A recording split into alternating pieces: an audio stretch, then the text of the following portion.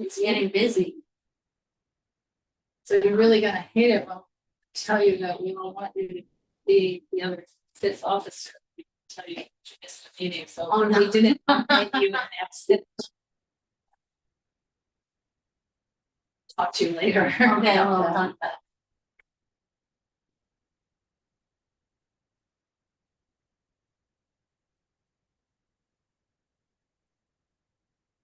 Richard Parks. Yeah, that's Richard.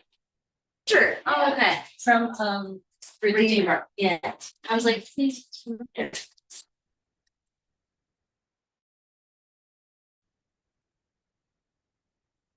Well, in this case, it's from a multitude of things. Oh, sure. But I guess it's all. I could just ask him, Richard, is everything that you do on behalf of Redeemer? Or like is the transit thing on Jefferson on behalf of somebody else? There's Richard. That's kind of a Redeemer Community Partnership. So everybody, when you advocate for whatever, a park, not parks, but a park or good transportation on Jefferson or Jefferson Beautiful, are you always acting on behalf of her? Or as a neighbor in, you know, what I still call Charles Victor Maltrap in Wanna?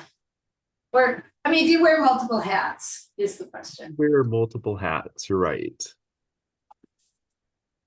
Because you're effective at advocacy. It's too bad you never wear the West Adams Heritage hat. Because sometimes we need more effectiveness. You know, I have been looking at Waha, and the last newsletter is from, I don't know, 2019, and the website looks like, is it still an active? Oh God, yeah. It's just that it's, oh gosh, recorded. It's just the advocacy has become so overwhelming that it's hard to do. I mean, and the printing, I mean, we're not going to ever probably go back to a printed newsletter just because. But we're doing the e-news. I think we can. I do get that. Yeah. She does some. Okay, is our camera also? You say another word. Oh, sure. Hello. Hello. The camera is not. Let's see. I don't know what to say about that. It's okay. I'm okay not being on film. Oh, there we go. Oh, here we go. There we go. No, Richard, we have, let's see. We have a historic cultural monument nomination that's taken 4 years to get to the Cultural Heritage Commission. 4 years. And that's, I can say a few choice words, but I won't. But the unchoice words are, it turns out that even though the city planning department as a whole and the Cultural Heritage Commission have all been saying, let's have more nominations related to people of color, you know, in history. They talk the talk, but walking that walk is difficult. So we've been doing that and a huge amount of advocacy on many things. And I have been, Rena and I have been doing a newsletter. It's just not printed one. But you're correct about the website. That's the next challenge. You know, rejuvenating it. Well, there is no question that you are working tirelessly, and so that is so much appreciated. I was thinking about you this last week when I saw that Caltrans is reactivating what to do with the 110 corridor, and it gave yeah, but you know, we won that. We won our case there. I know you did. It's really wonderful. Right, but they're not trying to reactivate the flyover. And that's the case with us. You know, the monstrosity bridge that was going past both cathedrals and churches. Yeah. Anyway, it is 7:02. People are wandering in. I think I might wish to wait till 7:05, although in a way I don't wish to wait till 7:05. We have stuff on this agenda. What do you think, Steve? Number two. Let's see, if got notes of anybody else. Siobhan online? Siobhan is not good. Siobhan? Okay. Just put extra solutions. Because we also have participants who have to leave by it. Yes. And Steve, I did get your email about the ADU and I looked at it and you're right, but I think we still should just have a 5-minute gap on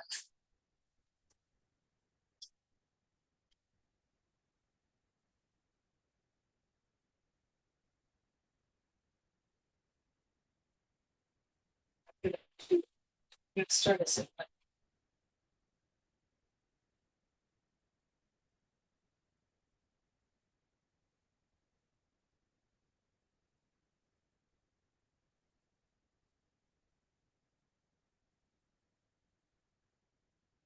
And you did see the tenants. Yes, yes, I didn't, but because I mean, so.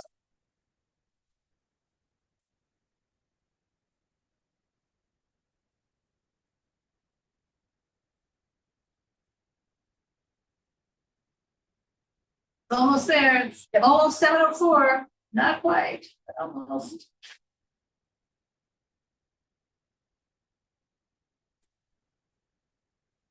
Can you guys see? Oh, it's okay. I just wanted to see who's on. I mean, when I move the table all the way here, then there's no way anyone can sit on this side. It's fine. Are Okay. you coming to planning and zoning? Or log? Can you log on? Yeah, can you log on? So We're fine. we're fine, we're actually fine, but it's an important. Yeah, sure, we're totally. Okay, Okay, well, so let's call this meeting to order. My name is Laura Myers, the chair of the UNNC Planning and Zoning Committee. I'm also a person who is its president. I live in Angeles Vista and I've been involved with neighborhood council, not necessarily on the board the whole time, but since inception. About 2 years ago, my God. Anyway, and we are still a little bit wandering in, but what I'd like to do, I usually at this point share the agenda. We go through the agenda and we do introductions. So I'm going to do that.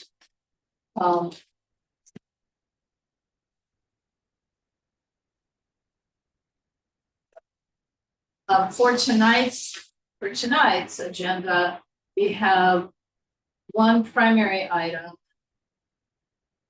and a couple of quote other items. So we have our normal welcome call to order, review our standing rules, voting participation, introductions, etc.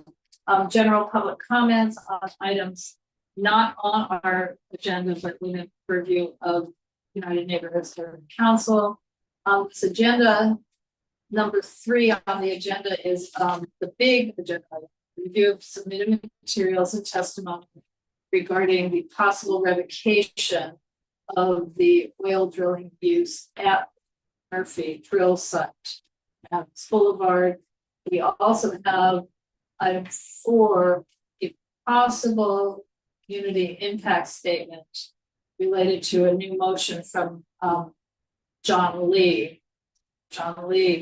that would establish a clear maximum size limitation for ADUs, and it turns out this is for attached ADUs to prevent unintended ADUs. These are neighborhood compatibility, and I think we'll just table number 5 because I didn't get to it again. So my question for everyone is, can we do the 5 minutes on the ADU just first? So then we can just do the discussion on the. Yes, I move to shift the agenda so the ADU goes first. I second.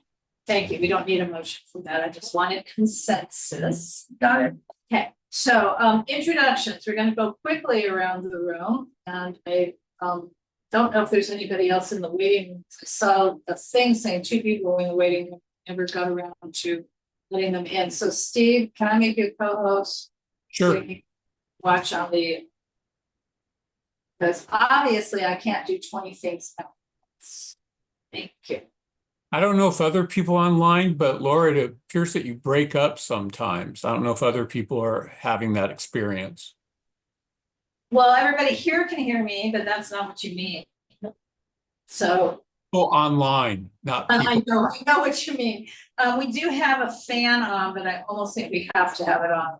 Maybe can, is that what's interfering though? No, it's like electronic breakup.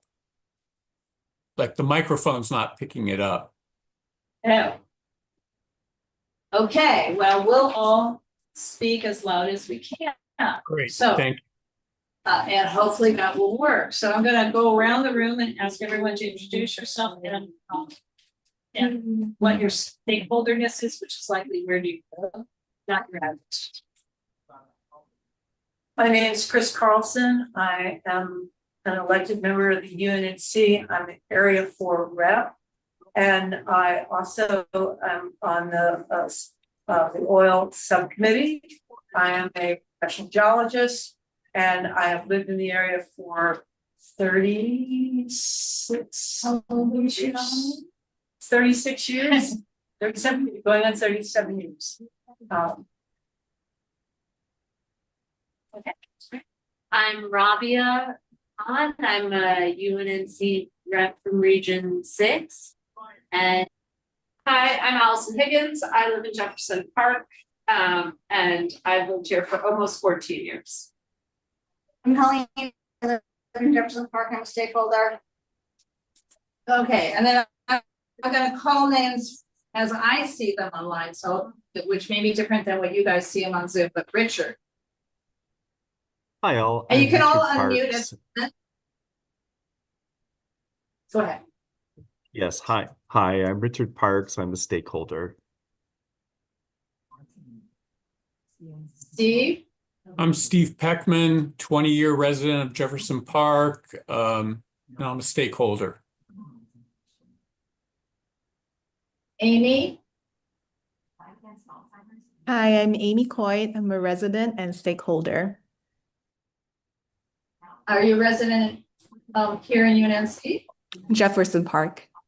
And I'm also a Thank you. parent of a child who goes to Mid-City Prescott. Catalina, Hi, I'm living in this area for 25 years and I live like 100 feet from the Murphy.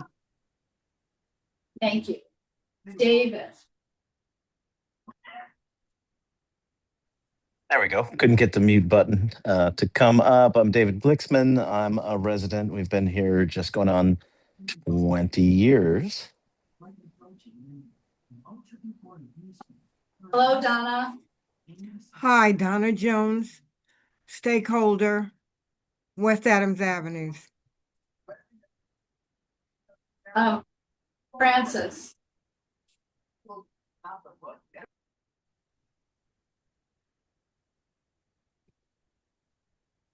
Hi everyone, I'm Francis Chenko. I'm a stakeholder. I work at STEM Prep Schools. thank you. Michael, Hello, everyone. My name is Michael Lou Jones. I am a stakeholder who lives in UNNC area. I have been a renter in the area for about 10 plus years. thank you. Nancy, Good evening, everyone. My name is Nancy. I work for Redeemer Community Partnership. I don't live in the UNC area, but yeah. but nearby. Siobhan,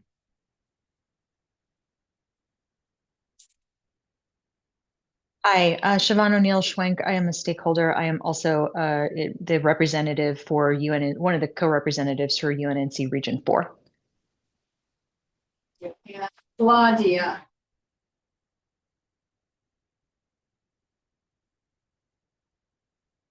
Claudia, if you could introduce yourself, please. All right. Well, there's somebody named Claudia on our Zoom call. So a couple of protocols. One, we have a lot of people here tonight, so I'm gonna ask, and this is Laura speaking, I'm gonna ask that you not speak unless you were called on. Raise your hand either here in the room or digitally. If you're having trouble raising your hand digitally, turn on your camera and start waving like this, so you can raise your hand. Two, for those of us in the room, the transcript is being done by AI, somebody at AI, and they record our speaking as UNNC president. So when you speak, say, this is Sam, this is Mary, then do your speaks. And we're all going to forget to do that multiple times, but at least when we look at the transcript, it'll give us a clue. And for those who kind of wandered in a little late, we agreed to do our item number 4, maximum 5 minutes, but quickly, on the possible community impact statement regarding limiting the sizes of attached ADUs. So we're not doing that quite yet. Next thing is just to remind everyone, if we end up voting on anything tonight, I'm not sure we will, we'll be building consensus toward a letter that we vote on 2 weeks from now. Only official stakeholders get to vote. So city council has to find stakeholders as people who live, work, worship, attend school, have a child who attends school, owns a business, owns a property, and or participates with a 501c3 nonprofit who has a brick and mortar address on all of those things within the UNNC borders. The primary issue on our agenda tonight obviously affects people beyond the UNNC borders, but that doesn't change who gets to vote or who gets to make a motion. So it may be that 100% of the people here meet the criteria, I just don't know. Okay, do we have any general public comments on any item that is not on tonight's agenda, but is within the purview of UNNC? Siobhan. I apologize, I am multitasking, so I'm gonna have my video off. I just wanted to follow up on the Wilshire Tow item from the last P&Z meeting and also our last governing board meeting. I had uploaded a correct copy of the letter, or not uploaded, but I had sent it to you, Laura. I just wanted to double check and make sure that that had been uploaded for all of the participants to go through. I know Steve had called it out. So I don't, can you send that again? Unless it was the one sent before the board meeting, I have not had an updated letter after. I sent it after the meeting because the one that got uploaded to the portal was the wrong draft. Got it. So no, I did not. So sorry, I did not receive it. So could you send it again, please? Okay, I can do that. Thank you, sir. Steve, if you were interested in seeing it, I can certainly send you a link to that separately. That's fine. Okay, thank you. Any other? I have one. Any other public comments? So my general public comment is really general. You may have noticed, I didn't notice because I didn't drive over there today, but starting today through next Monday morning, Washington Boulevard is closed between 10th Avenue and Crenshaw. And the reason for the closure is that the LAPD Museum is having a carnival, fundraising carnival, Friday, Saturday, Sunday, but they have to, bring in the Ferris wheels or whatever. So the road is closed, and that's all I want to say. Probably inconvenient for a lot of people. Any other general public comment? Okay, so quickly, we're going to take a look at this. Actually, share and move something else. There is a motion by John Lee that one of our board members shared with me, asked if we could consider proposing a community impact statement. This is basically from John Lee and Monica Rodriguez in the Valley, proposing that the city of Los Angeles, which does already regulate to some extent ADUs, based in state law as well, but we apparently not put any size limitation on ADUs which are attached to single family houses. So this motion is essentially a motion that would restrict the size of an attached ADU on a single family house to no more than 50% of the existing square footage of that house, and in any circumstance no bigger than 1,200 square feet.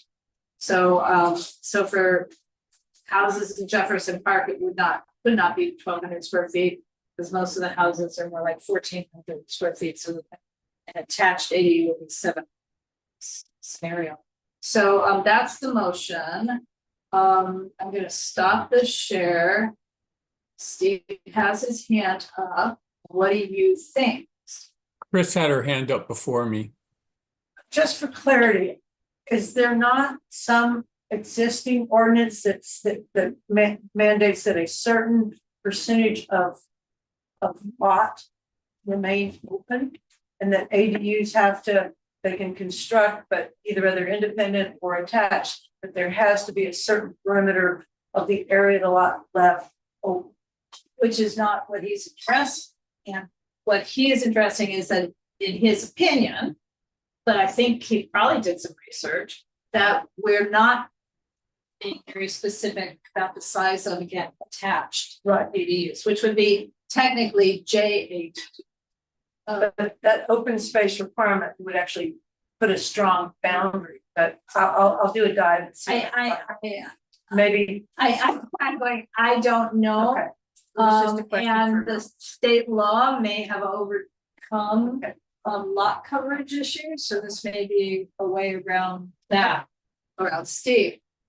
So, yes, I believe that state law has overcome those restrictions that Chris discussed, and now has included ADUs under protected density, which can become a real problem. I don't recall in Councilmember Lee's motion whether that restriction included height. No, I don't think you're. Well, I'll just share it again. It seems to me that a couple things. One is the height of the ADU should not exceed the height of the primary house that it's attached to. And to me, that's really important. I guess I don't understand why it's only attached ADUs and not detached ADUs, but that's his motion. But I'm curious. Yeah. And all right, well, this is Laura speaking. I don't know either the whys of it. Maybe in the Valley they have a different situation. Your point is well taken, because if you don't control the height compared to the original structure, you end up with the infamous Tower of 29th Street. That's right. Some of you know it's a 3-story addition straight up in the air behind a 1-story house. So, well, anyway, do we want to make any recommendation on this, Steve? Or do we want to hold off and deal with the oil drilling tonight? To see how. I mean, I'm fine to support it. It's just I think there are some issues with it. Doesn't seem like it's very well conceived given the current environment with state law. I don't know where this came from, but I'm happy to support it. Well, here's my question, since 2 things that were brought up, lot coverage and height, do we want to support the proposal to the governor? Support it with the additional concern that we are concerned about lot coverage and height, that it should be subordinate to primary. That would be our recommendation to adjust his action. Yes, now it's my recommendation and my motion. I'm gonna stop the share. Does anybody else have any thoughts on this? All right, Steve has moved. We have a second. Chris has seconded that we refer Council file number 16-1468-S5 to UNNC Governing Board. It's a motion that would restrict the size of attached ADUs to no more than 50% of the primary structure's current size, and under any circumstance not larger than 1,200 square feet, where UNNC would support with changes, adding that it should address lot coverage. That's the motion. All in favor, please vote if you are a stakeholder, again, live, work, own property, or participate, having a kid in school, worship at a church, participate in a nonprofit within the boundaries of UNC. Teresa, your hand is up with a question or a vote? I'm supporting this motion. So online, just raise your hands if you're in favor, either hand or digital hand, this room hand if you're in favor. So I've got 1, 2, 6. I have 6 in favor. How many people are opposed? Hands down if you're in favor. Now, who is opposed? Anybody? No, David had his hand up for support. Is anyone opposed? So everybody else is essentially abstaining. Okay. So I'm going to take it to the governing. Oh, they're not abstaining. They're not. Yeah, They're just not voting. They're not voting. An abstention requires an active vote. They're not voting. Okay. I stand correct to the zoning administrator, and then 2, a very quick look at the planning staff's presentation to the zoning administrator. Okay, so I'm gonna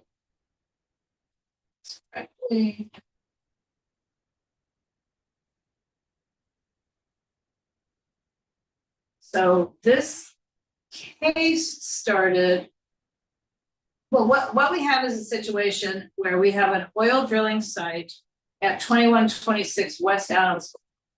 That is essentially, if you're up on the hill at the intersection of Gramercy and Adams, it runs down, site itself runs down to 27th Street and lands more or less between St. Andrews and Gramercy doesn't go through.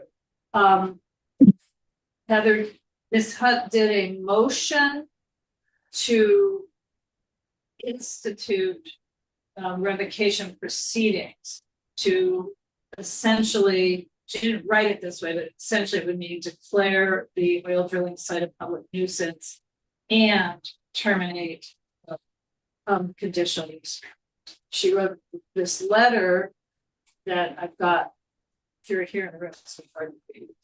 She wrote a letter to the zoning administrator in conjunction with, well, she wrote a letter to the planning staffer, but in conjunction with the zoning administration case, urging that the planning department essentially listen to her. And she said she's initiated the review because there have been investigations of violations of the conditional use permit, including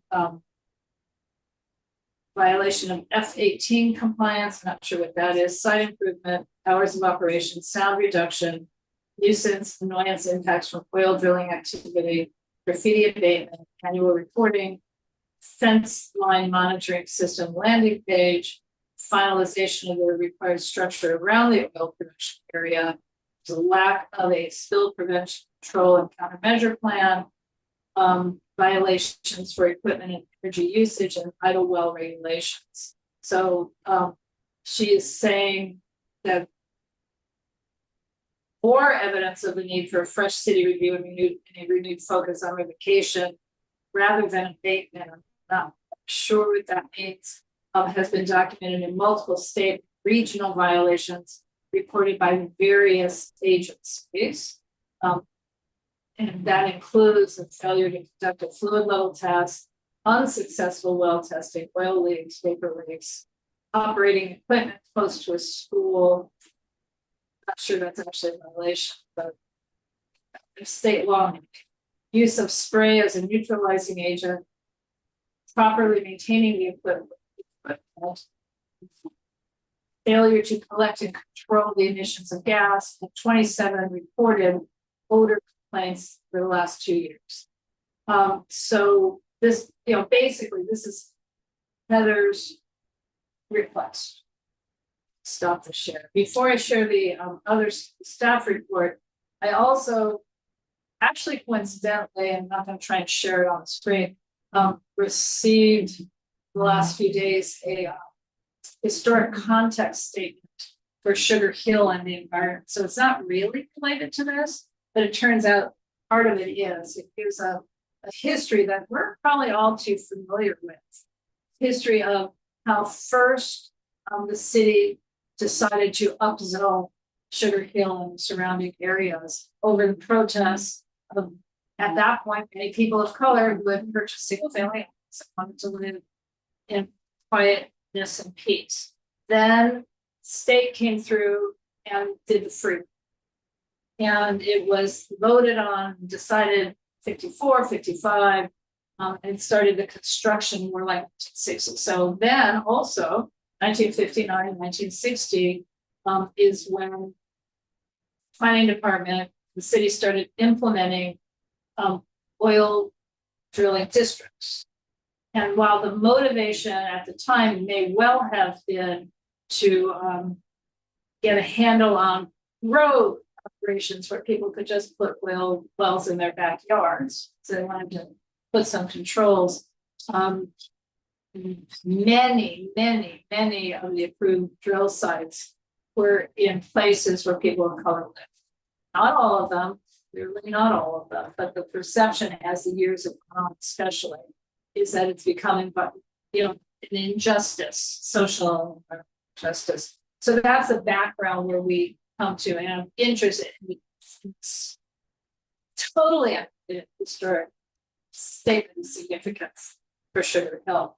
And so then the planning staff prepared a actual presentation for the hearing that was held on July 23rd. And I'm not going to take the amount of time they took to go through it, obviously. And can you, if you're on, put in the chat, people can access it. Steve could maybe put in the chat where people can, well, yeah, they can access this in our agenda chat. Right, exactly. So Yeah, it's so available sorry. to everybody. Right, so I'm not gonna write something in the chat. If you look at our agenda that you used tonight to get to this meeting, it's in the agenda pack. So I'm gonna just quickly run through the spacing. When I see it on the computer, I have a hard time. Sizing it so we here can see the bottom. Can you guys see the bottom of these slides? That's really my question. We can see the entire slide. So when I move it here, do you still see everything it says under purpose, the word purpose? There are two lines. There are 2 lines visible under purpose. It appears to be the entire slide. Okay. So we're doing this for folks who are online because we can't see it all. All right. So the purpose of the proceedings was utilizing UNNC section 13B.6.2 to which authorizes the zoning administrator to review potential nuisance activities and compliance with conditions of approval. So what they're saying the staff report did is look at the compliance with conditions of approval, staff site investigations, look at operators' submissions and correspondence, look at the complaints from residents and stakeholders, and look at state and regional agency enforcement. So they're saying that's to determine whether the continued operation of the Murphy drill site remains consistent with its entitlement and whether, I can't read it, additional enforcement, something. I can't read the bottom line. It says whether additional enforcement is necessary to protect the public health, safety, and welfare. Thank you. So background. This is showing just where the site is. I think we all know where it is on Adams, more or less immediately south of the LA 84 and near this intersection of Gramercy Place. This is an aerial map showing the same thing. So in 1961 was when the original drill site was approved. There was not very many actions between 61 and 1994. Started getting rather active in the 2000s when the then operators. So there's also been a series of operators needed to update their equipment, redrill sought oil wells. They had a big expansion of gas uses. And so on and so forth. So a lot of us here in the UNNC area went to a lot of public hearings in that time period. And the big one resulted in the landscaped rear section. Because it turned out that there was an original 1960-61 condition requiring landscape. And by then it was in 2009 we have a new operator. So between 2023 and 2024, there were again some hearings and comprehensive review. There's a public plan approval number 6, which if I'm not mistaken, the ENB itself initiated the plan approval, but they wanted to modify some conditions. What happened as a result of the comprehensive review and a lot of community input was that 14 of the existing conditions were modified and 19 new operating conditions were added, many of which were intended to respond to community concerns and increase public health and safety protections. At least one of the conditions did not meet with ENB's approval, so they appealed it. They won a little bit, but they mostly lost. So the conditions that the zoning administrator put in are pretty much will out in place currently. So they were required to do annual on-site safety inspections. They received 3 reports, so they did it. Third-party compliance was included with each report. There were a couple of letters from the planning department to ENB requesting clarification. There were 2 meetings and 7 phone calls, let's say ditto, and site visits. I'm assuming that means planning staff, but I'm not sure. But on the other hand, there was multiple ongoing stakeholder complaints, meaning people, residents nearby, and some agency violations, 7 agency violations, notices of violation, 1 other documentation, and 27 odor complaints, even though that's under agency. It appears, I'm not sure the agencies made the odor complaints, and they have responded to odor complaints. And so the recurring complaints are hours of operation, the annual reporting, although I think it did do it, fence line monitoring, that they are doing micro turbine operations, that there are idle wells, that the production area enclosure is not yet built, that truck deliveries and other operational activities were not consistent with the requirements, that there was air quality, odors, noise still happening, and regulatory notices of violation. So the staff is saying there was formal letters of communications with enhanced oversight. I will say, and then Steve can follow up, I did not see any such letters in the file. That was in the advance file on a prior case number. Steve, did you see formal letters? You had done a public records request. Did you see formal letters? I have not seen formal letters about enhanced oversight.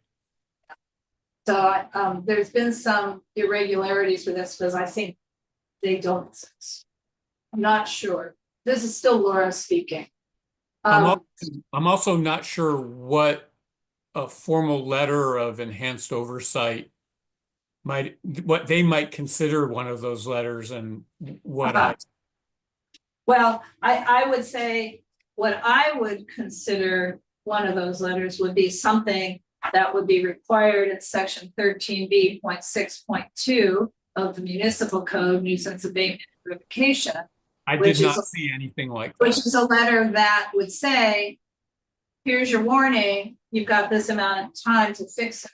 I did Right, not see no. that at any level. So, but anyway, they're saying there was enhanced oversight with formal letters and follow-up documentation requests. I did see a lot of follow-up documentation requests. Field verification in coordination with SQAM, SCAQMD, CalGIM, and LADBS.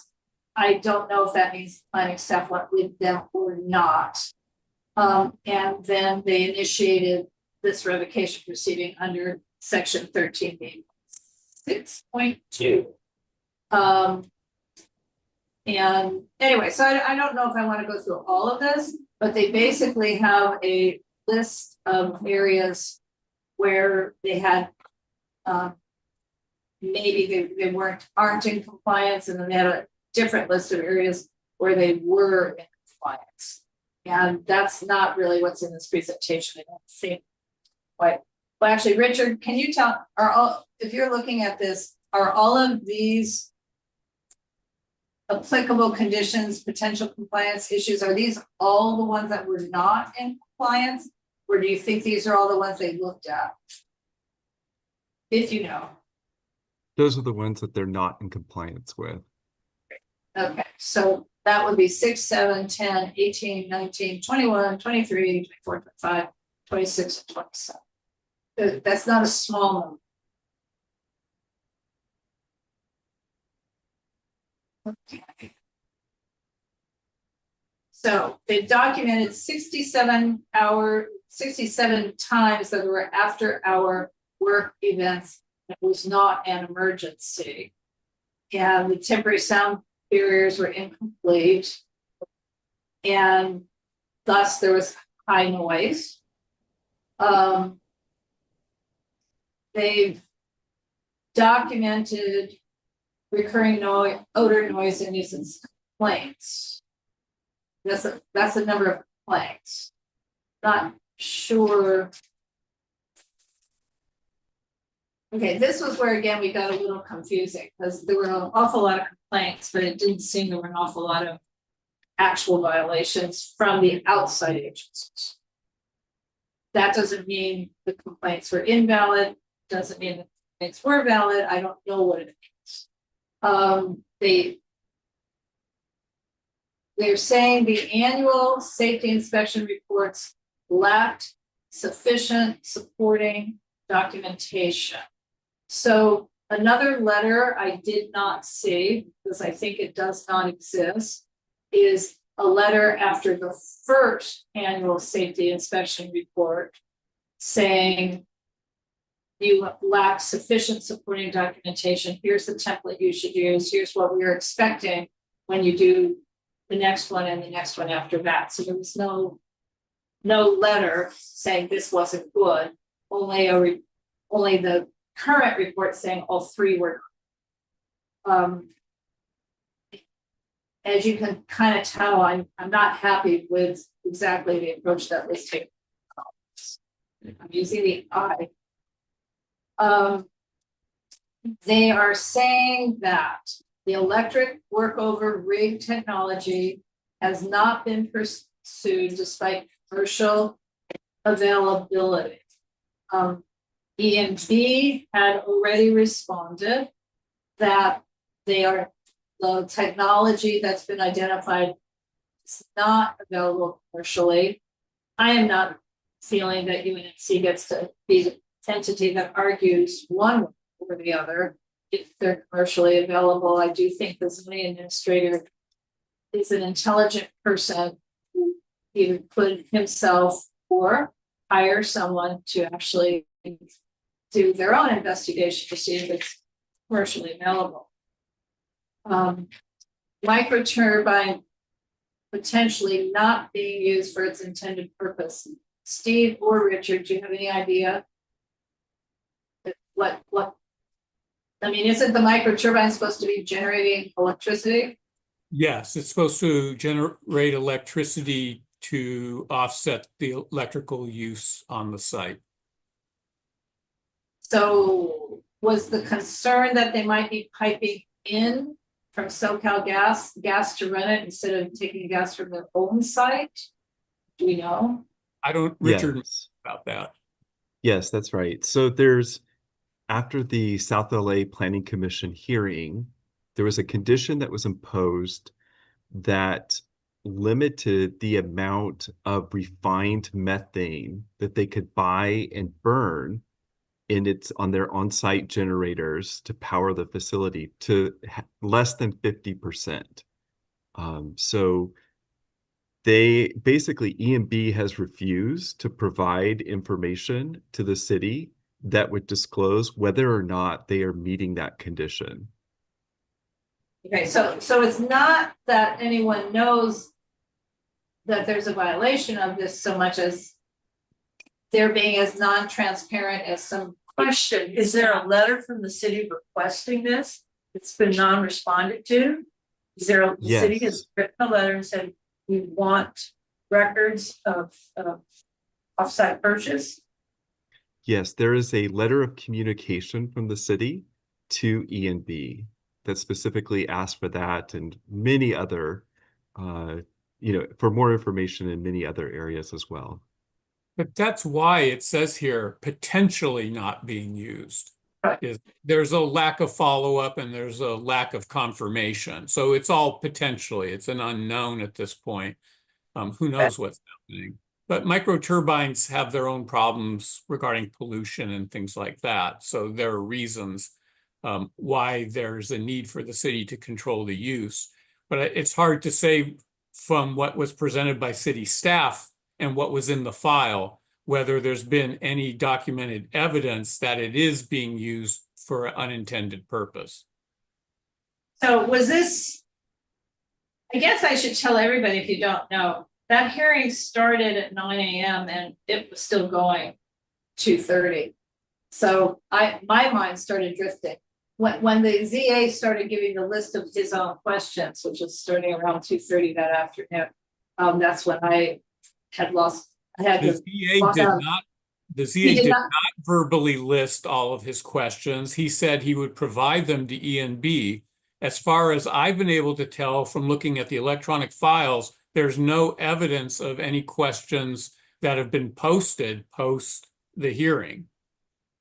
But did he articulate in words out loud that one of them would be, give me proof as to how much gas is coming from the site versus how much is coming from, pure English, just plain old ordinary English? Yeah, I don't recall that. He was essentially saying he had specific questions related to the back and forth that he wanted answers to and that he would articulate to ENB and send them an email with those questions. I'm assuming it's supposed to be a formal and transparent process, and those questions should have been posted into the electronic file. Yeah. I'm also assuming that ENB is taking this time to try to respond to the questions that no one else has seen. Right, their answers are due next week. And we did ask for them to see just in case if they were ready now, but they're not. Okay, so they're also saying that this staff presentation is saying the idle well information provided to zoning administration office does not match the CalGEM records. It's important not to have unmonitored idle wells. You need to deal with whatever oil driller you are. Okay. So on LAMC sections, they're supposed to minimize noise. Staff identified the same operational concerns that are in condition 10 regarding nuisance impact and the implementation of available technologies. The electric pumps do appear compliant, but they require more sound buffering. They're saying there was a problem. Graffiti remained on site sometimes, apparently. longer than the required removal timeframe before being addressed. But and they're supposed to be, it's supposed to be addressed within 24 hours. I think that's the end of this. I'm sure you're saying, thank goodness. Okay, so there's a lot of other documents. I know a lot of you are here because you want to speak. My feeling, what is the, we need to discuss what is the role of a UNC. And we have a lot of really passionate, engaged stakeholders, local residents, and people expanded, who really desperately want the oil drill site to be shut down. That's clear. We also have some, can't tell you a number, stakeholders, maybe more elderly perhaps, who get money, not much at this point, from the oil drilling, site, and have expressed, no, we want our checks, even though the checks might be at this point $80 to $120 a year. If you're on Laura, could we be clear about that, which is that these are royalty checks, that they are because of where their property is located, it's not because they're paid by the company? Yeah. Oh, correct. It's mineral rights. Yes. So we've heard that too. I don't know that it's UNNC's job to sift between any of them. I think our job is to give advice to the zoning administrator. What should he be doing? And at this point, this case is so fraught with so many issues just in how it's being handled. I'm still of a mind to give him advice about that, and not completely, but for example, I think we would all agree that it should open, whatever letter we open, should say it was an error in 1960 to approve oil drilling next to residents. It's not a good, they're not compatible uses. The question before us though is this operation a public nuisance as defined in the municipal code? Is it a public nuisance? If it is a public nuisance, so the zoning administrator can say, I do find it to be a public nuisance, but I want to impose 10 more conditions. Plus, I want to make sure they're following all the rules and reconvene in 2 years to see if these additional conditions make it not a public nuisance. I understand there's going to be people who say, and you're probably right, there's nothing that will make it not a public nuisance, but that process hasn't been engaged. So that's number one. But anyway, the zoning administrator can declare it a public nuisance, but not revoke. So the zoning administrator can declare it a public nuisance and initiate a revocation, add conditions, and stay the revocation for 2 years, which is the actual normal procedure in other revocation cases I have looked at, or obviously has the right to immediately issue, declare it a public nuisance and issue a revocation with intent to terminate now. So I see hands here, Chris. To your question about what UNNC's role is, I think it's absolutely, Chris Carlson speaking, I think our absolute primary role is to make sure that information is available, that things are verified, both from the city side, from the operator side, even from allegations, that the allegations themselves are verified, and that we have factual, adequate data and a complete record, and that we can be a portal for sharing that with the community, taking feedback. The zoning administrator has their own powers to do things, and we can, but I think it's absolutely critical that we work to provide an accurate, transparent, up-to-date record.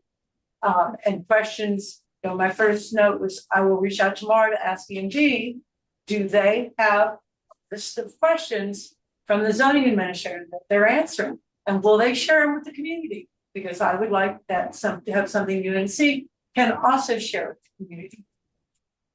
Robbie. I think that UNNC should also represent what the community is saying. And after the hearing, I had a lot of people come to me and say, UNNC didn't take a stance about oil drill, and we don't.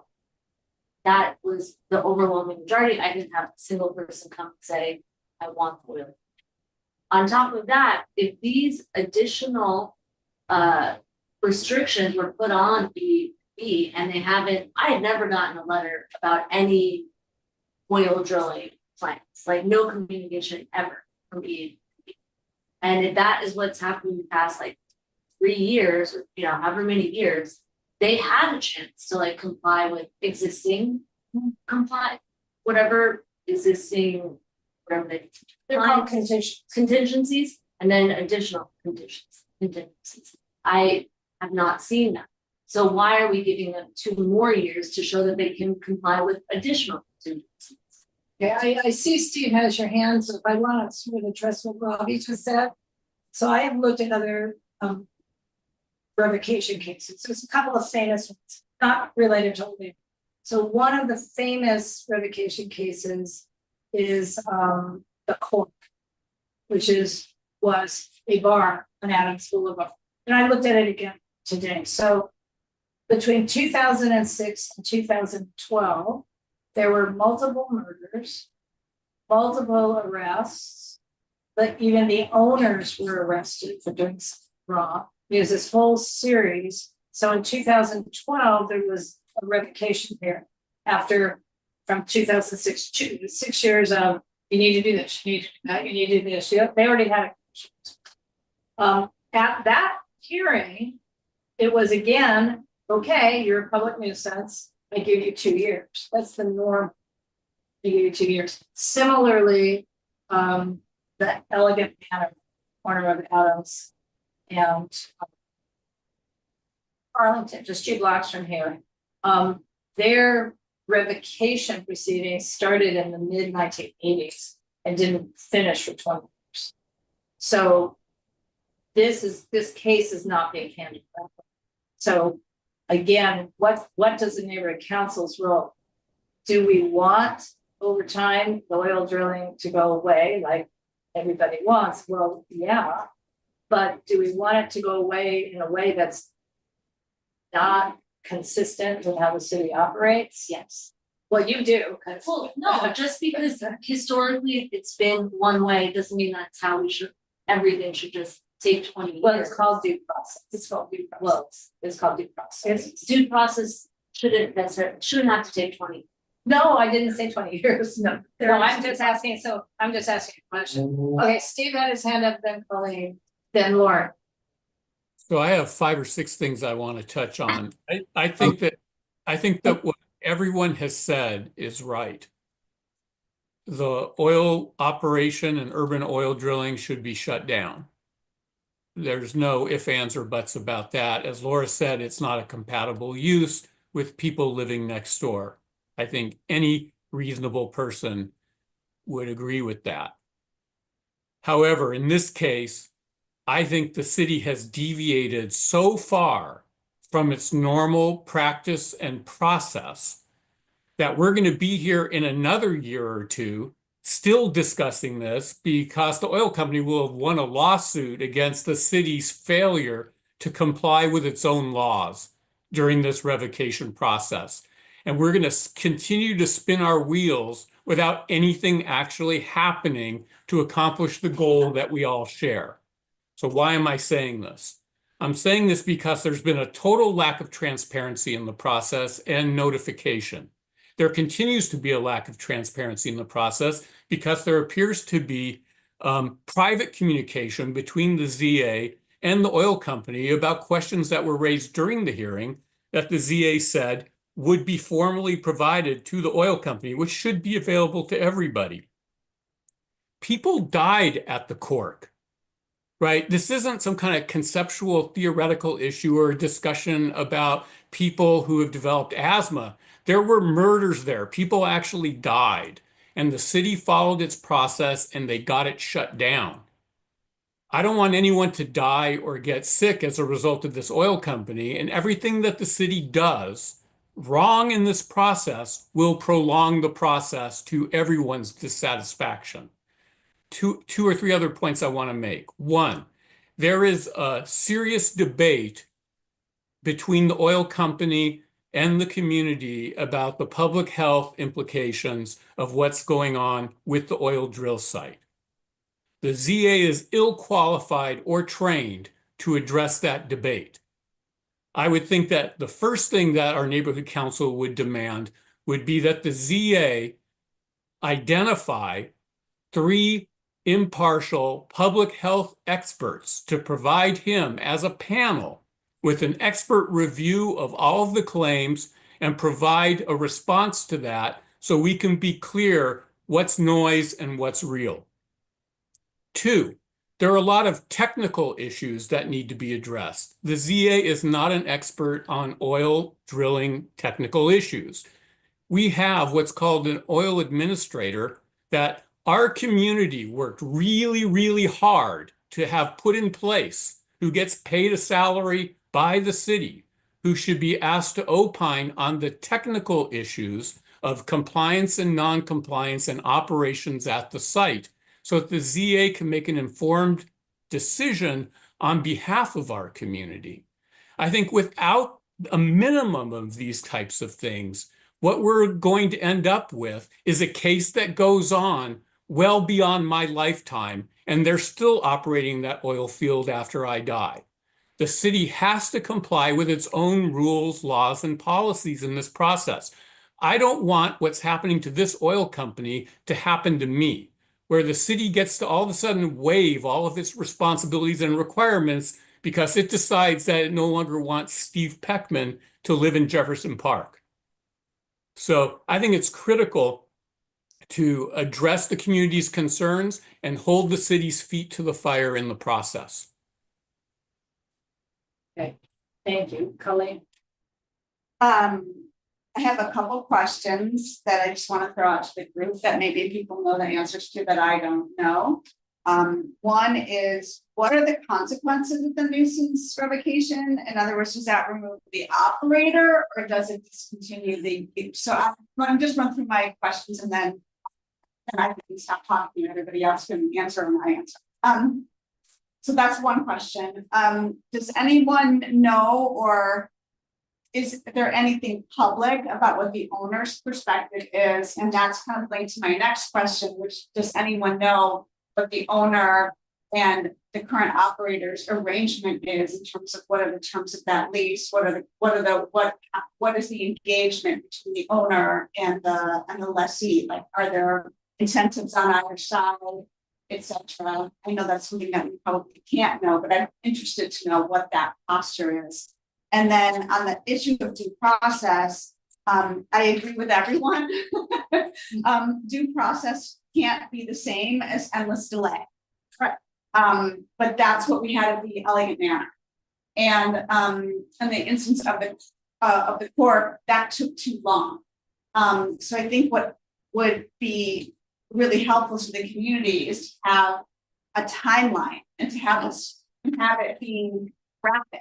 Have there be deadlines and milestones, and that could be a fantastic tool for the neighborhood council to play, which is having that on its website of where are we in this process and what has this been fulfilled, has this been fulfilled, has this been fulfilled, what the process is, if there needs to be a process that ultimately leads to a nuisance revocation, because then it is transparent and everybody knows what's happening and that can be pointed to. As this is what's happening, this is what the process is, this is the end date, this is where it ends. Right. This is Laura speaking. I know Lauren had put her hand down, but I had called on her, so you'll let me know in a moment if you still want to speak. And then I see Eric's hand. I've already forgotten, however, Colleen, your first question, because I knew the answer, but I'd forgotten the question. The consequences of the nuisance revocation. The nuisance revocation discontinues the use. So it's not strictly even aimed at E&B, the operator. It's aimed at the archdiocese, and then could it be reapplied for?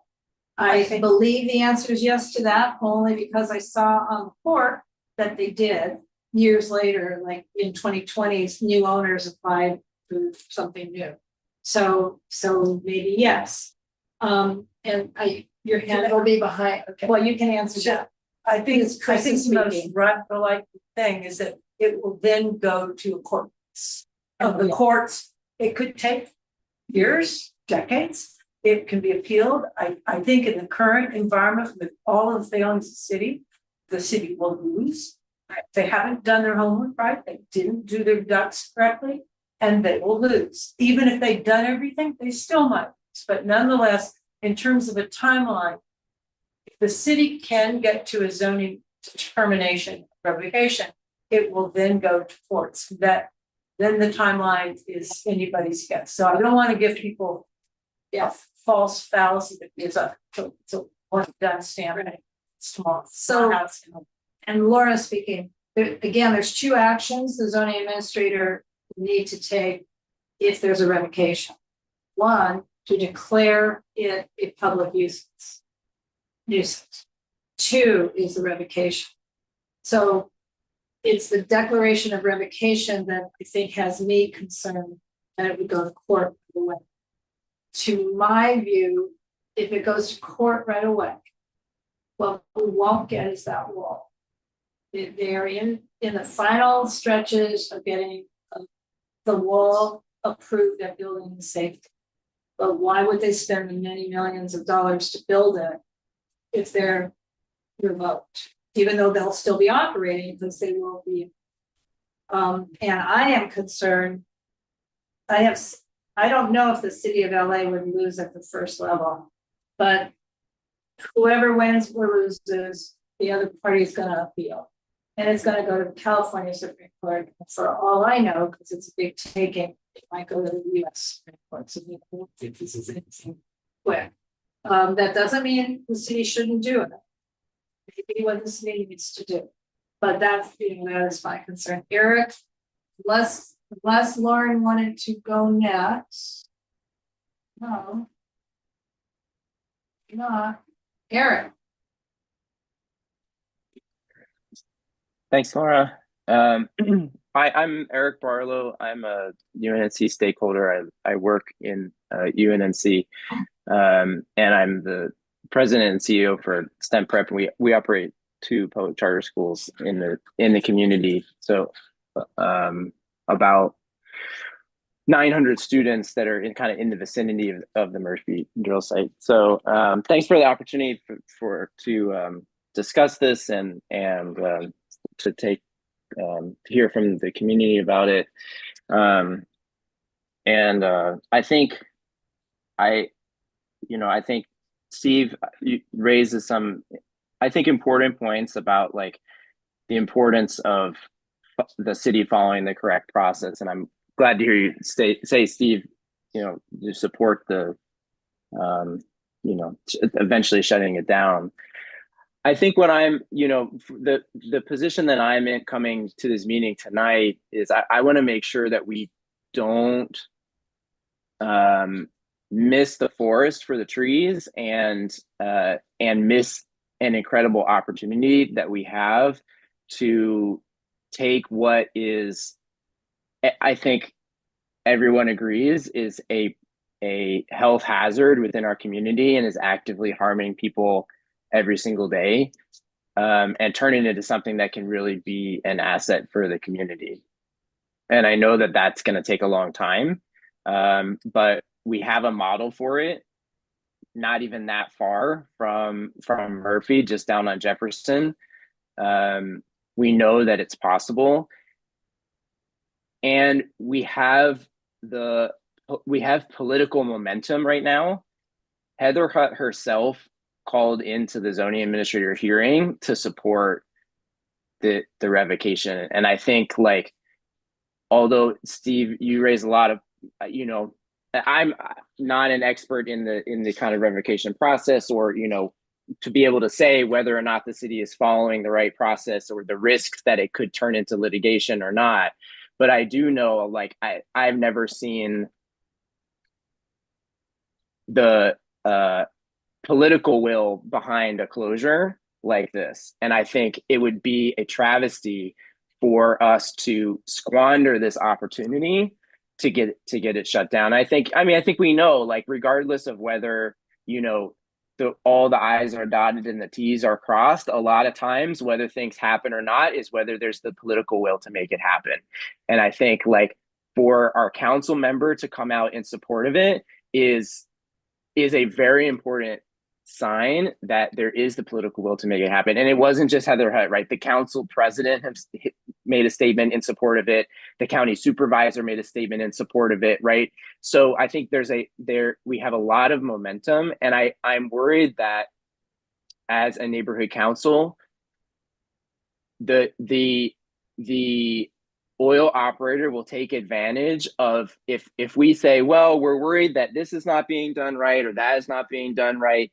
I think we're just playing into the oil operator's hands to allow them to say, look, even the community says you're not doing this right, and it's going to slow that. It just gives them ammunition, and I think, waste the opportunity that we currently have.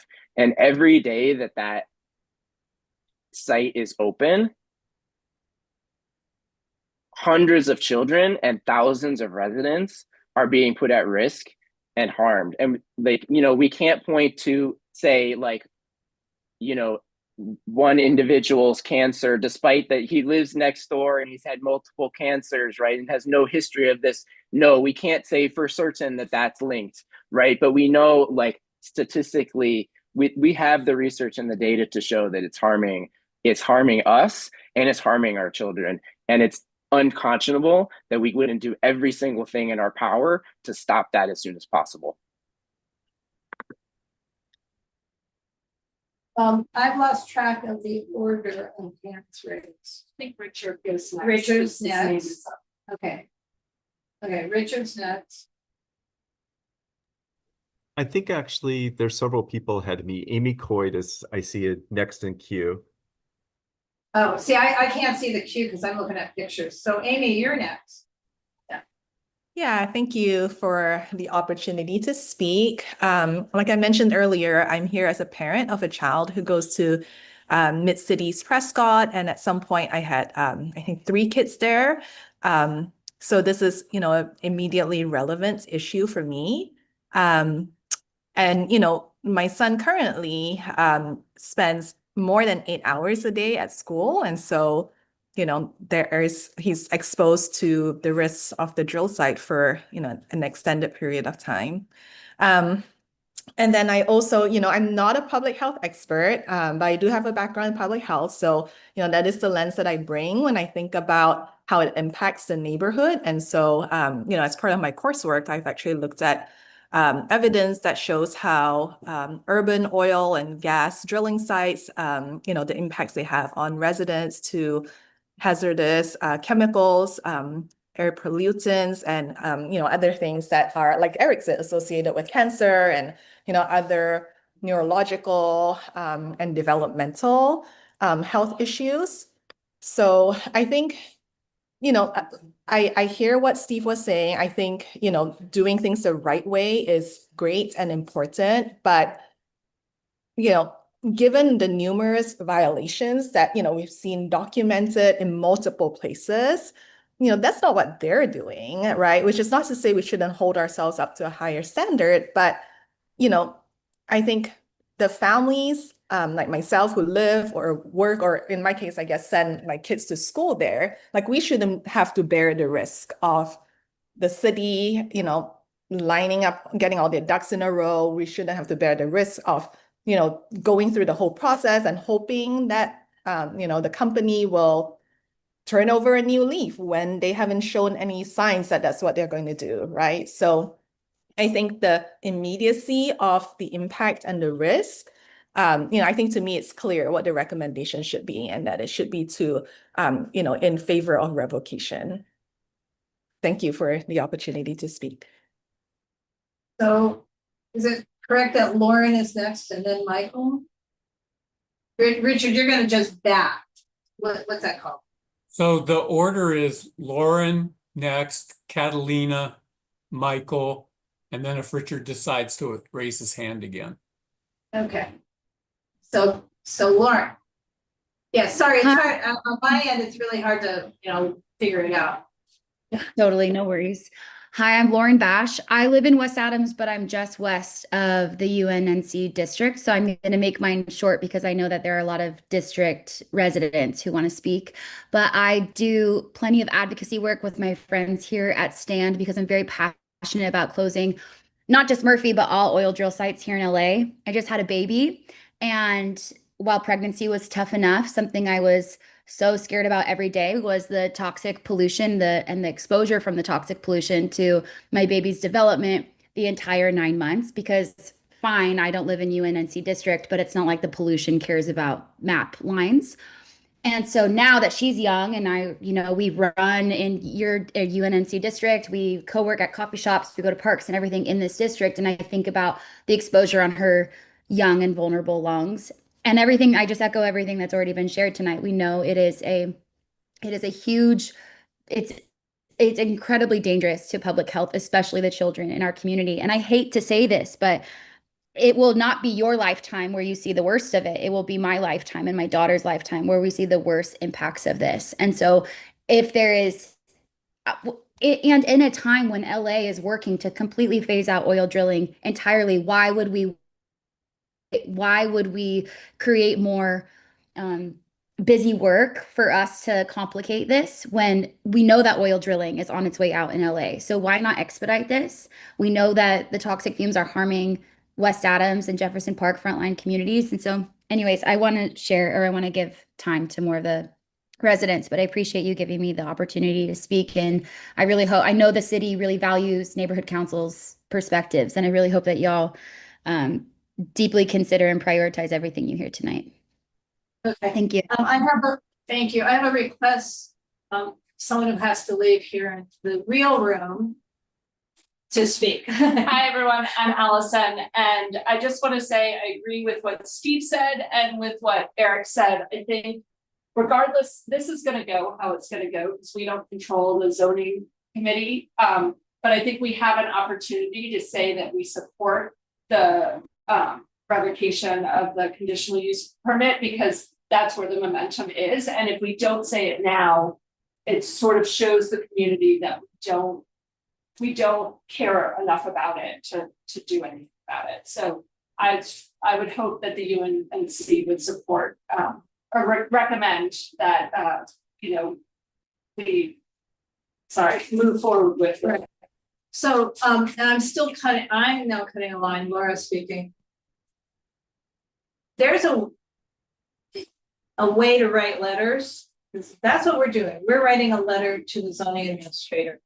I don't see that there's any way we could write a letter that doesn't acknowledge what the desire of it's a double negative, what the desire of the majority of our residents are, which is to shut down the oil field. Whether this specific revocation, the problem is this the right process or not? But clearly it's a use that shouldn't be here. There's a history that is unjust. There's a not just, and it's a contextual history that's not just.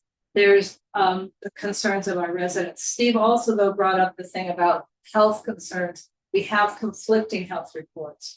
So the only advice we ought to be giving to that zoning administrator, if he's going to use health concerns at all in his decision making, is to get an independent third party evaluation of the two conflicting dueling evaluations. Because in other words, E&B has come up with an evaluation as well.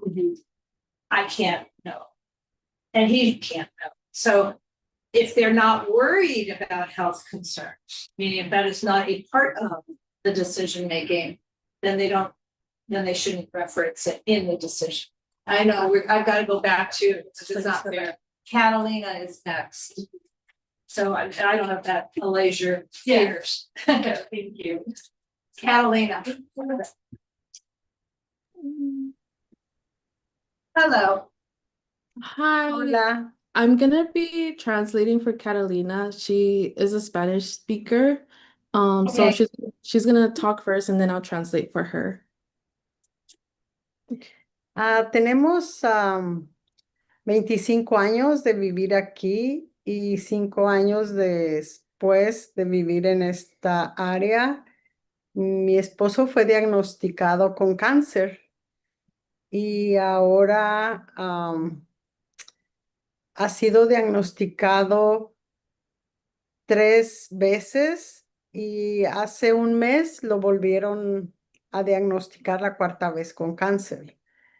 Y aparte de eso, mi hijo el menor sufre de alergias en los ojos, asma, mi esposo también de asma, y nosotros vivimos solamente a unos pasos de aquí. Y él ahorita está otra vez nuevamente con cáncer y yo he escuchado mucho ruido la semana pasada que estaban haciendo, se escuchaba mucha actividad muy fuerte. No podía abrir las ventanas por el olor en la madrugada y eso es todo. So, Catalina has been living here for more than 25 years and has been a resident for 5+ years as well. Her husband has been diagnosed with cancer now, about 3 times and not that long ago, about a month ago, he's been diagnosed again for the 4th time. Her youngest son also suffers from asthma, and she lives two houses down from the drill site. She's very worried for her husband, and she's always hearing noise complaints, or is hearing very loud noises from the drill site. She can't open her windows, and it causes her, it's a nuisance for her. ¿Tienes otra cosa que decir? Por el olor, no las puedo abrir. Yeah, she's saying that because of the strong smells that she smells even from inside her house, she can't open those windows. Mi esposo, él está aquí en el día y yo por 20 años me iba a trabajar fuera, así que por eso a mí no me afectó tanto. Es todo. Y quiero que se cierre. Yeah. She says her husband is mainly here at the house, at the where they live, while she's away working. So she doesn't feel as affected by it herself, but she definitely wants the site to be closed down and cleaned up. Thank you. Michael. Hi, everyone. As I mentioned earlier, I have lived in the Sugar Hill Apartments for 10 years. So I am a longtime resident that lives about 500 feet from the drill site. And I think it's really important that we include renter point of view in this, because I think the majority of people in here are homeowners, right? And you guys are getting the payouts from the mineral rights. I'm not getting those. Yeah, no, That's no, a bad assumption. nope, not. Okay, No, well, I will just say, Just actually, many properties, the mineral rights were separated. And so people who haven't lived here for 40, 50, 70 years may have the revenue, not the people who live here, just okay, facts. I sure. think, Michael, this is what I'm speaking. It is correct that renters are not getting the revenues. It is Yes. correct property owners are Okay. getting. Yeah. I do assume that the Current members of property owners. Okay, point Do taken. not- I was do gonna say, have do not comments that I want to assume- make. Can I continue? Sure. Sorry. Thank No, you. sorry. I am a renter, and I do stand by the fact that renters' point of views need to be taken in this forum. And I've lived here for 10 years. We have been trying to shut this down for a very long time. We have already given them 2 years to try to meet those goals that they have been given. They have made no progress. I think it is unconscionable for us to continue to give them more time. And the thing is if we tell them that they need to be shut down and they're revoked, yes, it may go to a court case. They may decide at that point, hey, that's too expensive. We're just gonna go ahead and shut down. That has happened before. That has happened at the Jefferson drill site down on Jefferson. I'm sure Richard could talk about it if you guys haven't heard about it already. I I think we're leaving a huge thing on the table if we are choosing to not agree with Heather Hutt and shut down the drill site. I think it is really not a great idea to say that we're going to give them 2 more years. And yeah, I'll leave it at that. Thanks. And noted that not all of you guys are getting mineral rights. Thanks.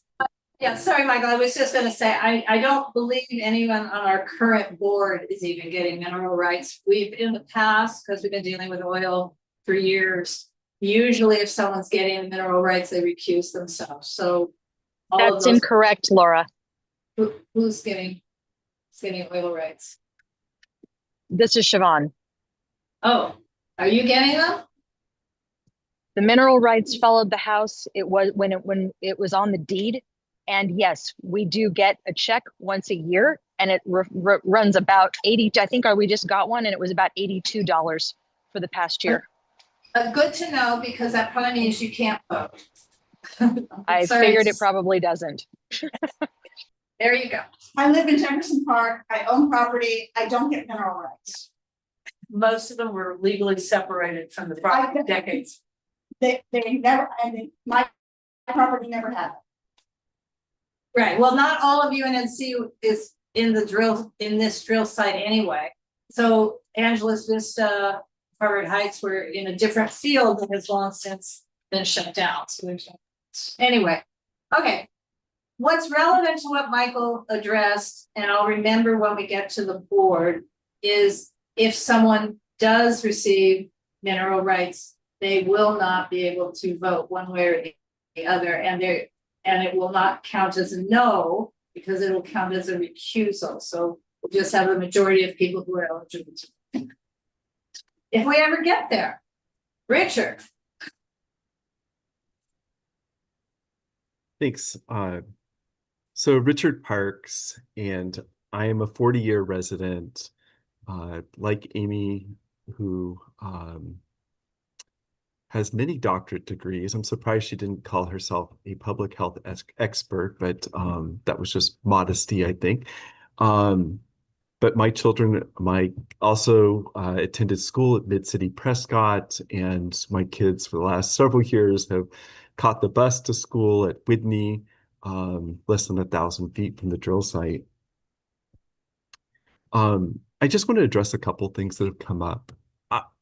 I put in the chat the CalGEM study, kind of the convening of California experts on oil and gas impacts on health.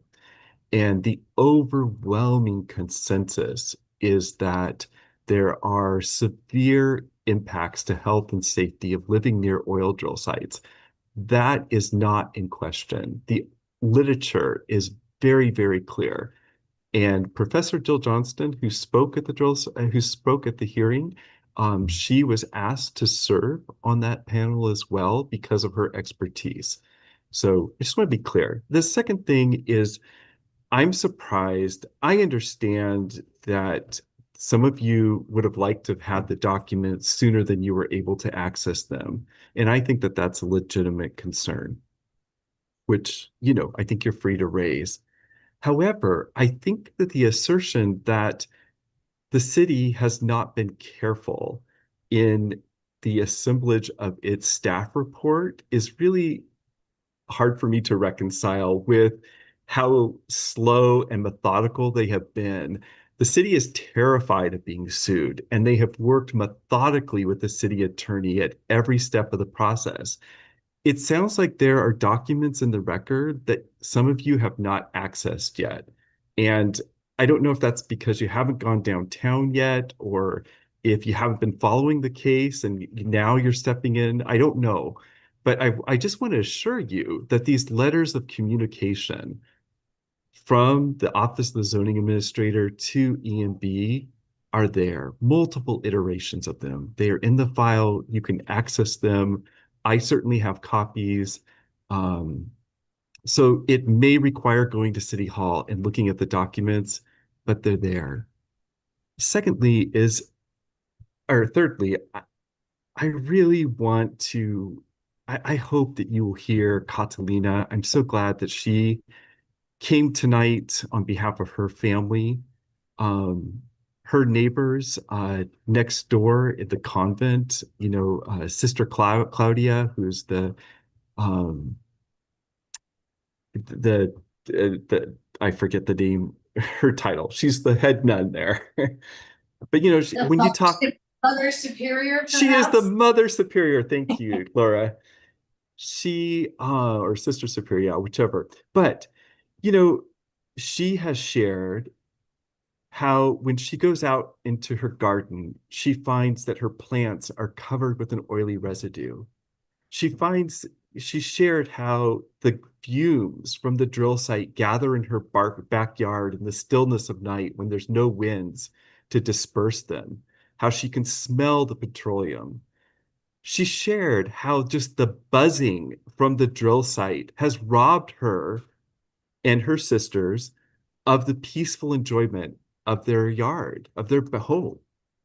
She shared how her sisters have gotten asthma since they have moved to the drill site.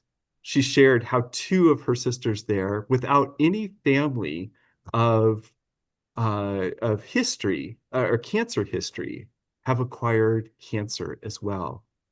My previous pastor, Helena Titus, some of you may have known her. She lived on Grand Mercy Place.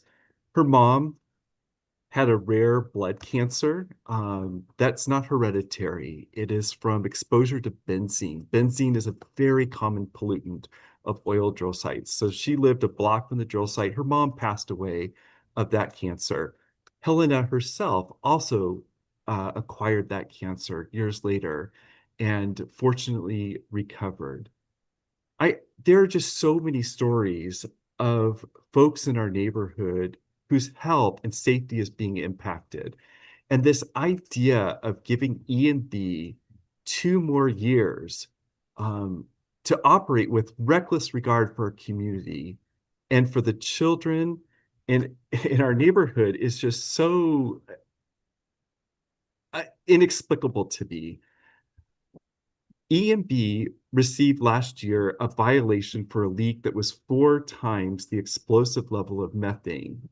Last year, the AQMD issued notices of violation for the 2 notices of violation for the use of equipment during a degassing operation that was prohibited within 1,000 feet of an elementary school. And this was a repeat violation. This had happened again. I also want you to know that after the hearing, just a few days after the public hearing, the AQMD issued yet another notice of violation. This was 2 weeks ago for another leak at the drill site that was at least 25,000 parts per million. And last week, Catalina mentioned this, there was just terrible noise coming off the drill site, pipes clinging together. And when the office of the zoning administrator went out, and there were fumes, it was very fumy, it was loud, it was fumy. When the office of the zoning administrator went out, they confirmed the presence of petroleum odors, and the operations had ceased, so they weren't able to confirm the noise, but they did confirm that E&B had not set up its sound walls in the way that they are required to. So there were gaps in the sound walls. At this moment of heightened scrutiny of the drill site, and what we see is the operator continues to work without regard for its neighbors. This is just unconscionable, and this has to end. It really has to end. So I hope that we will be supportive of Councilmember Hutt's position and her call for immediate revocation, immediate closure, and cleanup of the drill site so that together we can get busy with the work of repurposing this site for something that doesn't harm our community, but for something that is a benefit to our community, much like the transformation that's unfolding at the Jefferson drill site right now. Thank you. Richard, this is for the AI record, Laura speaking. I don't think we were discussing at any level that UNNC might recommend 2 more years. The 2-year thing came up with regard to the court and how that was. Yeah, that in other words, it was, you know, it was just given 2 years, but that doesn't mean we're recommending one way or another 2 years. For clarity. Thank you, Yeah, Laura. just for clarity, there's discussion is less recommending anything like that at this point.